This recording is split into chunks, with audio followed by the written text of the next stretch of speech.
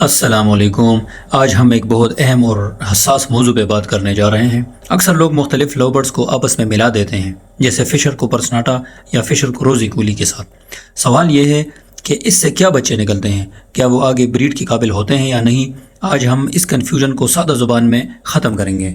سوال نمبر 1، اگر ہم فشر لو برڈ اور پرسناٹا لو برڈ یعنی فشری اور پرسناٹا کی پیئرنگ کریں تو اس سے کس قسم کے بچے نکلیں گے، اور کیا ان بچوں کی کوئی ویلیو ہے، یا ان کی کوئی خوبصورتی ہوتی ہے، یا ان کا کوئی فائدہ ہے؟ فشر اور پرسناٹا دو الگ سپیشیز ہیں۔ جب ان کو آپس میں ملایا جاتا ہے تو یا یہ ہائیبرڈ بچے پیدا کرتے ہیں یا پھر میول۔ یہ بچے دیکھنے میں خوبصورت ہو سکتے ہیں، لیکن زیادہ تر کیسز میں یہ آگے بریڈ کے قابل نہیں ہوتے۔ اگر بریڈ کر بھی جائیں تو ان کی چہرے پہ ماسکنگ آتی ہے، وہ نہ تو پرسناٹا کی طرح ہوتے ہیں نہ ہی فشری کی طرح ہوتے ہیں، تو اس لیے خوبصورتی تقریباً نہ ہونے کے برابر ہوتی ہے۔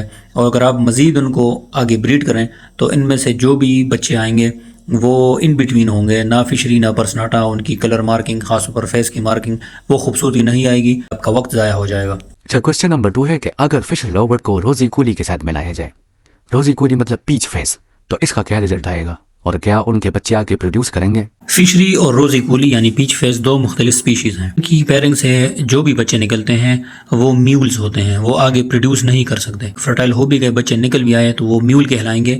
میول مطلب خچر، جیسے گھوڑے گدھے کے کراس سے میول نکلتا ہے، وہ آگے پروڈکشن نہیں دے سکتا، بانجھ ہوتا ہے، اس طرح یہ بھی بانجھ ہی ہوتے ہیں، اور اس سے آپ کی جینیٹک لائن صاف نہیں رہتی، خراب ہو جاتی ہے۔ کوشش کریں کہ ہر سپیشیز کو آپس میں ہی کراس کریں، فشر کو فشر کے ساتھ، روزی کولی کو روزی کولی کے ساتھ، اور پرسناٹا کو پرسناٹا کے ساتھ، تو یہ سب سے بہترین ہے۔ فشر اور پرسناٹا یہ پھر بھی آپس میں مماثل رکھتے ہیں کچھ چیزوں میں، جیسے نیسلنگ ایک ہی طرح سے بناتے ہیں، آئی رنگ ان میں کامن ہوتا ہے، کلر کا ڈفرینس ہے۔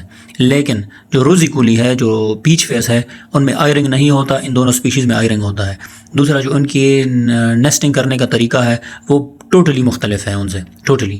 اگر آپ نے نوٹ کیا ہوگا تو فشری اور پرسناٹا وہ اپنے چونچ میں تنکے پکڑ کے باکس میں لے جاتے ہیں، ٹھیک ہو گیا۔ جو روزی کولی ہے ان کا طریقہ کار یہ ہوتا ہے کہ وہ اپنے نیسلنگ کو کتر کے پھر اپنے جو بیک سائڈ کے پر ہیں ان میں ان کو پیرو کے نیکس میں لے جاتے ہیں۔ مطلب ان کی عادات بھی مختلف ہیں، تو یہ کمپلیٹلی مختلف سپیشیز ہیں، ان کو اوائڈ کریں، کوئی فائدہ نہیں ہے ان کے بچے لینے کا۔ اچھا، جیسا کہ آپ نے پیچھے ذکر کیا ہائیبرڈ اور میول کا، تو یہ بتائیں کہ ہائیبرڈ اور میول کیا ہوتا ہے؟ جب دو مختلف سپیشیز کے برڈز یا جانوروں کو آپس میں کراس کیا جاتا ہے اور ان سے جو جنریشن آتی ہے تو اس جنریشن کو ہائیبرڈ کہتے ہیں، ٹھیک ہے۔ اب ہر میول ہائیبرڈ ہوتا ہے لیکن ہر ہائیبرڈ میول نہیں ہوتا، ٹھیک ہو گیا۔ مثال کے طور پہ جیسے گھوڑے گدھے کے کراس سے جو بچے آتے ہیں وہ میولز ہوتے ہیں، ہائیبرڈ بھی ہوتے ہیں لیکن میولز بھی ہوتے ہیں۔ اب جیسے فشر اور پرسناٹا کو ہم کراس کرتے ہیں، اس کے جو بچے آتے ہیں وہ ہائیبرڈ میول نہیں ہوتے۔ میول کا مطلب ہے کہ وہ بانچ نہیں ہوتے، وہ آگے پروڈیوس کر سکتے ہیں ہائیبرڈ، لیکن جو میولز ہے وہ ہائیبرڈ تو ہے کیونکہ دو مختلف سپیشیز کا کراس ہے، لیکن وہ فرٹائل نہیں ہے، وہ آگے پروڈیوس نہیں کر سکتا، اس کے بچے آگے اپنی جو ہے نا نسل نہیں بڑھا سکتے۔ یہ ان کا میجر ڈفرینس ہے۔ اب اگر تھوڑا ڈیپ اس میں دیکھیں تو جتنے بھی ہمارے لو برڈ سپیشیز ہیں، یہ خاص طور پر جن کے پہ ہم ذکر کر رہے ہیں، ان کے کروموسومز بالکل سیم ہیں، لیکن کروموسومز کے اندر جو جینز ہیں ان میں تبدیلی ہے، جن کی وجہ سے ان کی پیرنگ نہیں بنتی اور ان میں یہ ایک ڈیفیکٹ آ جاتا ہے۔ اس ویڈیو کا خلاصہ یہ ہے کہ جب بھی آپ پرندے رکھیں اور ان کی بریڈنگ کروائیں تو جو سیم سپیشیز کے برڈز ہیں ان کو ہی آپس میں بریڈ کروائیں، تاکہ آپ کے پاس ریزلٹس بھی اچھے آئیں اور آپ پیورٹی میں بھی چلیں۔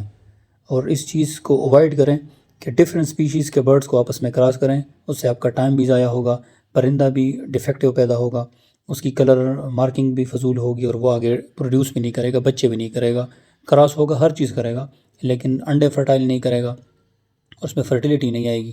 تو اس چیز کو اوائڈ کریں۔ امید ہے اس سے آپ کو فائدہ ہوگا۔ اوکے جی، اللہ حافظ۔